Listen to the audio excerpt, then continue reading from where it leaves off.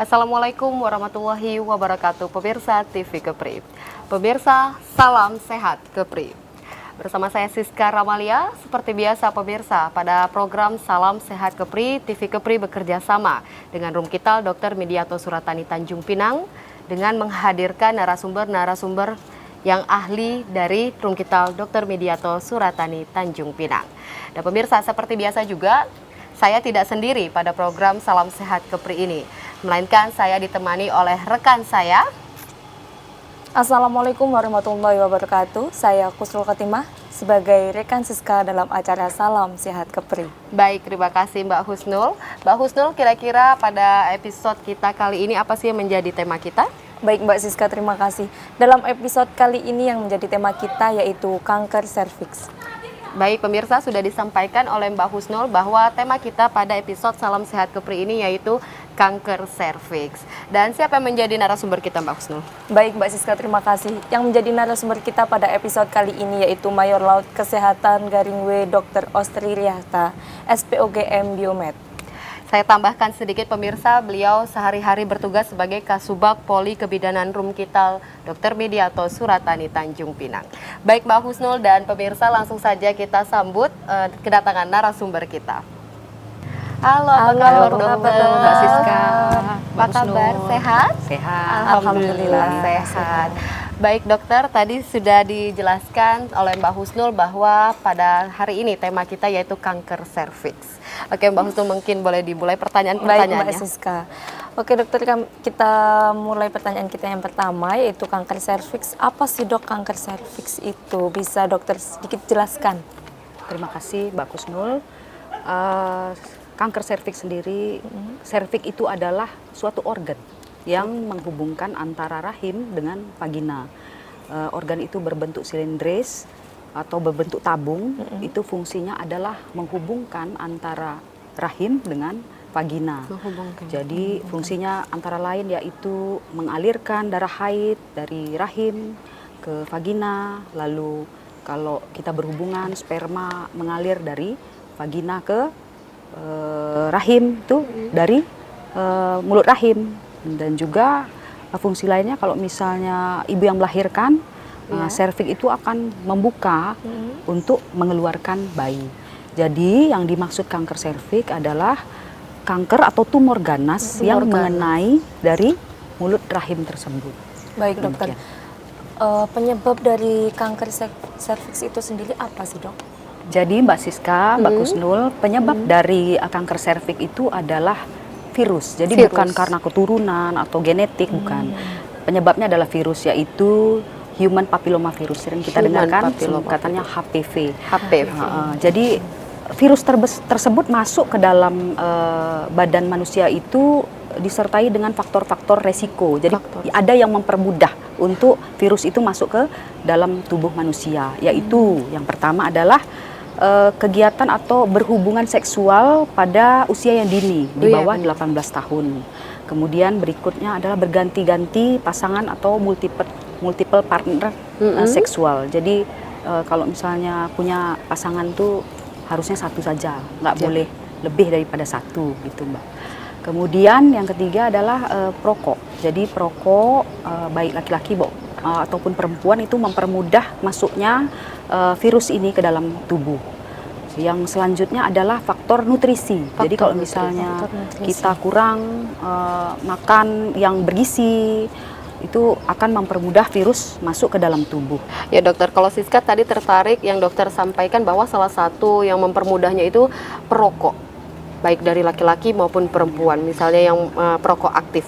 Apa sih hubungannya dok? Karena kita tahu perokok itu kan dari panca indera, sedangkan kanker serviks dari alat kelamin gitu. Apa hubungannya dokter? Benar sekali Mbak Siska. Jadi merokoknya di atas kok ketularnya di bawah. Jadi ada zat-zat tertentu di dalam pembuatan rokok itu mengandung zat-zat karsinogenik. Jadi karsinogenik itu apa ya? Dia mempermudah untuk suatu sel bermutasi atau berubah menjadi sel kanker, termasuk kanker serviks. Itu yang pertama. Yang kedua, asap rokok itu juga mengandung zat-zat yang mematikan imun Jadi sel-sel nutrisi tubuh itu akan dilemahkan dan dianulir oleh asap rokok dan racun di dalam tembakau atau di dalam rokok, sehingga yang seharusnya terinfeksi tidak menjadi penyakit, tapi gara-gara si rokok ini akhirnya muncul manifestasinya kanker serviks. Baik, terima kasih dokter atas penjelasannya. Kita jeda sesaat, usai jeda kita akan kembali lagi ya dok. Baik, kita jeda sesaat ya dokter. Terima kasih Mbak Husnul. Baik pemirsa, salam sehat Kepri. Kita jeda sesaat, usai jeda kita akan kembali lagi bersama saya Siska Ramalia dan Mbak Husnul.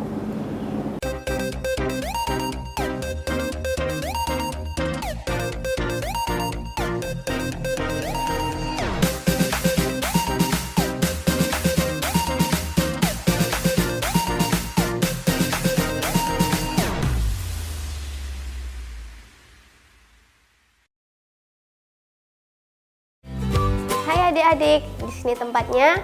Kalian bisa bernyanyi dan menari.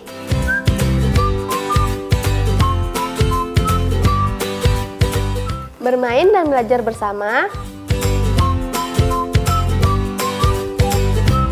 Juga menggambar serta mewarnai bersama. Jangan lupa ya, saksikan terus Bintang Kecil hanya di TV Kepri.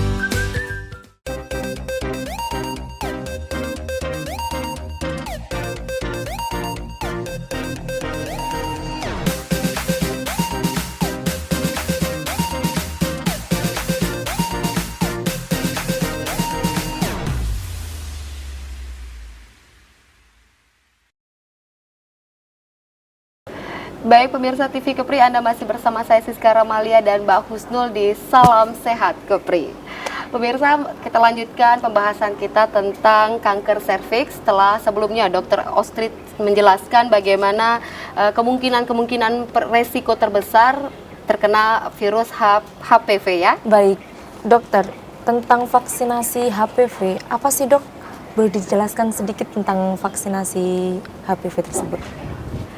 Tentang vaksin HPV vaksin itu adalah virus yang dilemahkan, dimasukkan ke dalam tubuh gunanya supaya tubuh membentuk antibodi. Jadi vaksin HPV ini itu juga fungsinya supaya badan membentuk antibodi sehingga jika terinfeksi dari HPV, dari human papillomavirus, akan bisa ada perlawanan membentuk antibodi sehingga tidak menjadi kanker serviks. Vaksin ini itu terutama mencegah dari virus yang menyebabkan kanker serviks, yaitu tipe 16 dan 18. Tipe 16, bahkan ada tipe-tipenya ya dokter ya? Karena ini virus ini terdiri atas lebih daripada 100 tipe. Lebih dari 100 Tetapi tipe. yang paling sering menyebabkan kanker serviks itu adalah tipe 16 dan 18. 90% disebabkan oleh 16 dan 18. Jadi vaksin ini disuntikkan kepada terutama pada pada perempuan untuk membentuk antibodi tersebut. Biasanya virus ini kita berikan pada anak perempuan yang mulai akil balik, yaitu sekitar umur 10 tahun sampai dengan usia akan menikah nanti. Karena efektivitas dari virus ini, dari vaksin ini adalah baik jika dilakukan sebelum melakukan hubungan seksual. Jauh lebih bagus ya sebelum menikah gitu ya? Sebelum melakukan hubungan seksual. Jadi vaksin ini diberikan selama 3 kali, selama periode 6 bulan. Selama 3 kali.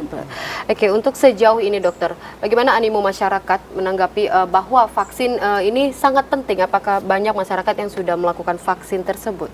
Jadi setelah mengetahui bahwa ini adalah kanker yang bisa dicegah dengan vaksin, jadi ini adalah kanker yang bisa, karena hampir nggak ada ya kanker yang bisa dicegah dengan vaksin ya, kecuali kanker serviks ini. Jadi setelah mengetahui bahwa kanker serviks dapat dicegah dengan vaksin, maka sekarang animo masyarakat cukup tinggi untuk melakukan vaksin ini. Terutama saya sering mendapatkan pasien yang membawa anak, ibu yang membawa anak-anak remaja, sehingga untuk mendapatkan vaksin tersebut. Kalau vaksin ini memang wajib diberikan pada kaum wanita saja atau bahkan laki-laki juga? Jadi di Indonesia pada umumnya masih diberikan kepada hanya wanita saja. Iya. Tetapi di Amerika sudah diberikan kepada anak laki-laki juga. Ternyata dari penelitian bahwa vaksin ini juga dapat mencegah terjadinya kanker penis, kanker anus, juga kanker dari kerongkongan tenggorokan. Jadi tapi di Indonesia masih dilakukan diberikan pada kaum wanita anak saja. perempuan saja. Bagaimana sih dengan ibu-ibu yang sudah berumah tangga dan aktif secara seksual? Bentuk pencegahannya seperti apa, Iya. dokter? Jadi kan tadi sudah dikatakan bahwa vaksin ini akan efektif bila diberikan pada wanita yang belum kontak seksual. Kontak seksual, Tetapi tetap masih ada manfaatnya jika diberikan kepada wanita yang sudah pernah melakukan atau berhubungan seksual. Tetapi ada syarat-syaratnya, ya, wanita yang sudah menikah atau sudah berhubungan seksual itu tidak boleh dalam keadaan hamil, tidak boleh dalam keadaan menyusui, dan akan lebih baik diberikan jika si ibu ini melakukan dulu pap smear. Jadi pap smear, jadi tahu bahwa dari jaringan serviksnya itu sehat sehingga layak untuk dilakukan vaksinasi. Jadi mesti melalui pap smear dulu ya.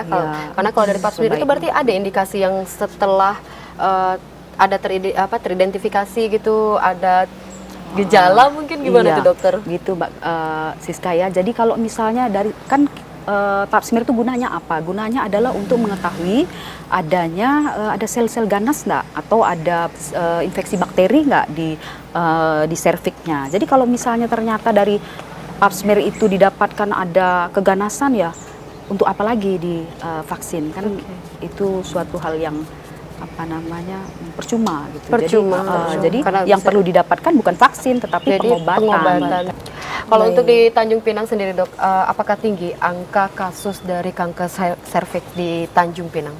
Kalau di Tanjung Pinang sendiri kami tidak terlalu tahu catatannya secara lengkap, tetapi kalau dari statistik dunia itu dalam 1 menit itu terdapat 1 kasus baru. Baru. Sedangkan dalam 2 menit terdapat 1 penderita yang meninggal. Kalau di Indonesia dalam 1 hari terdapat 40 kasus baru dan 20 penderita yang meninggal, kan cukup tinggi ya Mbak ya? Cukup tinggi ya dok untuk di Indonesia. Karena sendiri. di Indonesia itu kanker pembunuh nomor 1 wanita adalah kanker serviks. Baik dokter, lalu cara terbaik untuk mencegah kanker serviks sedini mungkin itu bagaimana? Baik dokter, sebelum dokter jawab, Mbak Husnul juga tahan dulu, dokternya jawabnya tahan dulu, kita jeda kembali. Maaf ya dokter. Baik pemirsa TV Kepri, kita jeda sesaat, usai jeda kembali lagi bersama kami di Salam Sehat Kepri.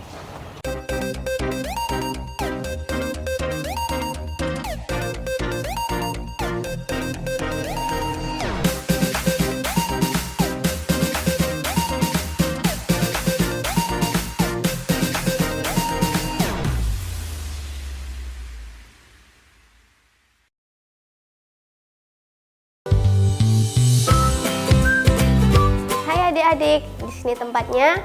Kalian bisa bernyanyi dan menari.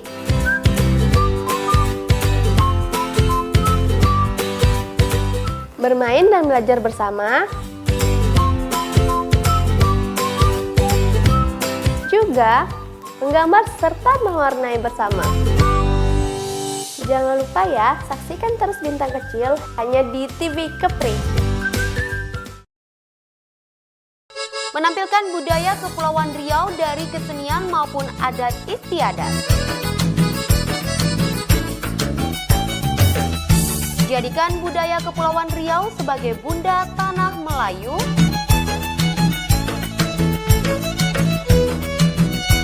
Menggali khazanah Melayu di Kepulauan Riau. Melestarikan ragam kebudayaan Melayu. Kultur hanya di TV Kepri.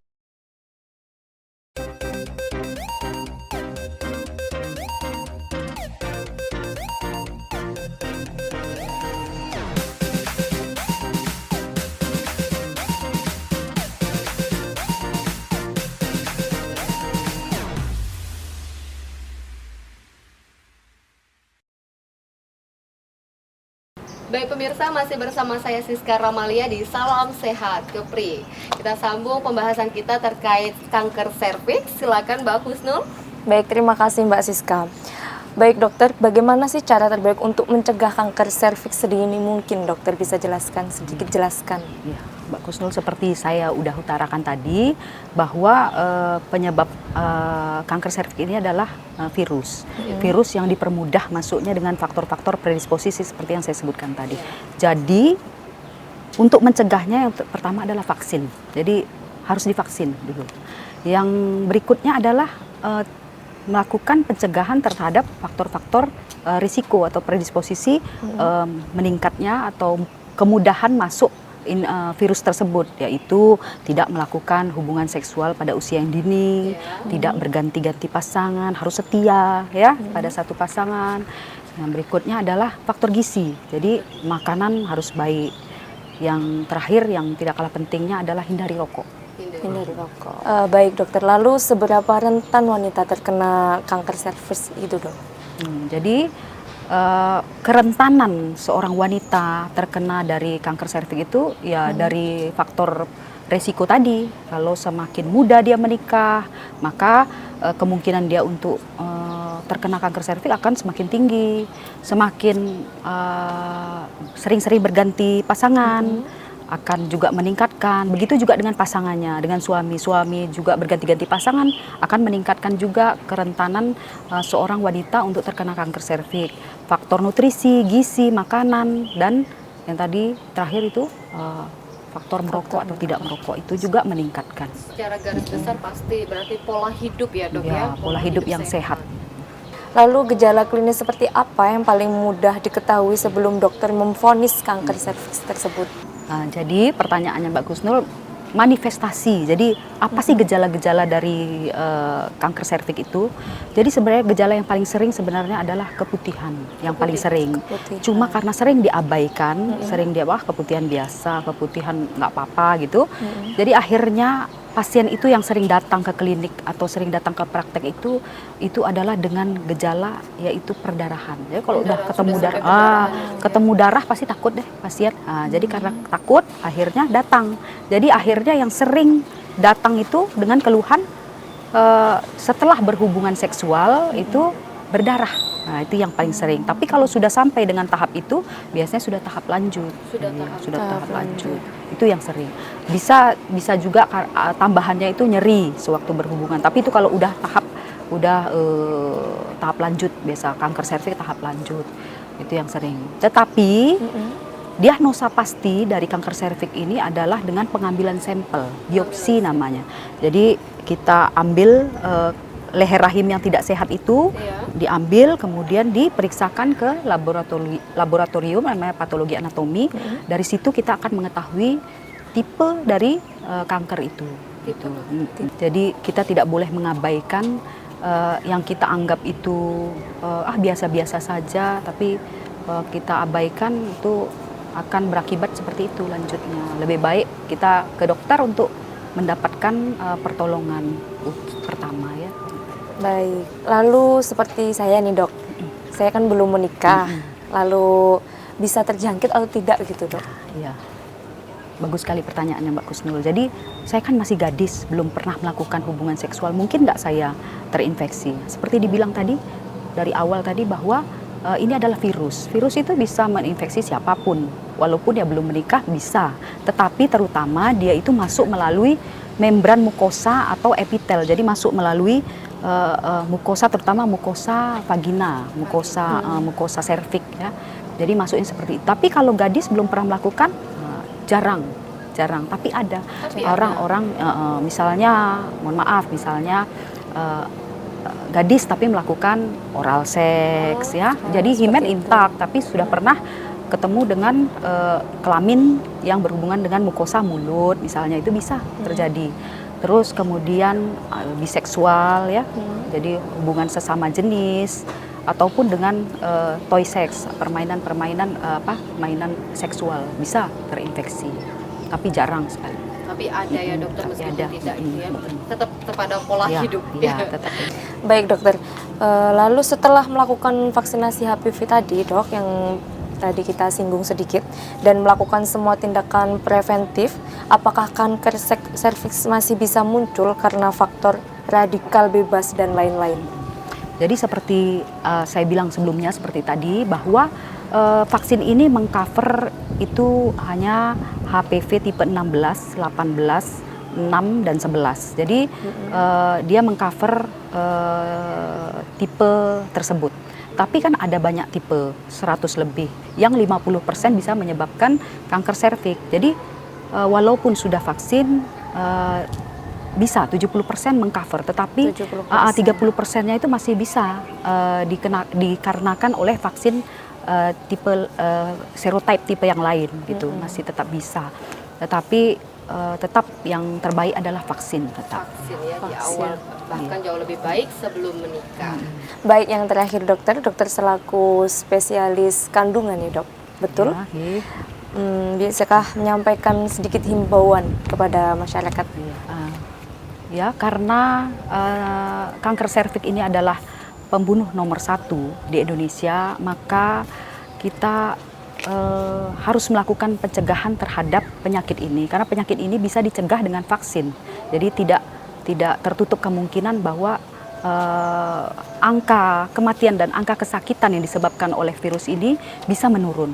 Jadi lakukanlah vaksin, ya, lakukan vaksin, bawa anak perempuan kita vaksin, ibu-ibu lakukan vaksin, kemudian lakukanlah gaya hidup sehat, yaitu tidak berhubungan pada usia yang terlalu muda, setia pada pasangan, asupan nutrisi yang baik, dan jangan merokok. Demikian. Baik, terima kasih dokter. Kami mengucapkan terima kasih atas waktunya. Sama-sama Mbak Siska, Pak Kusnul. Terima kasih dokter. Semoga kita dapat berjumpa di lain waktu di episode-episode selanjutnya. Sukses selalu dokter. Terima kasih Mbak Siska. Baik pemirsa, usai sudah salam sehat kepri kita bersama Dr. Ostri, yaitu selaku Kasubag Poli Kebidanan Rum Kital Dr. Midiato Suratani Tanjung Pinang. Semoga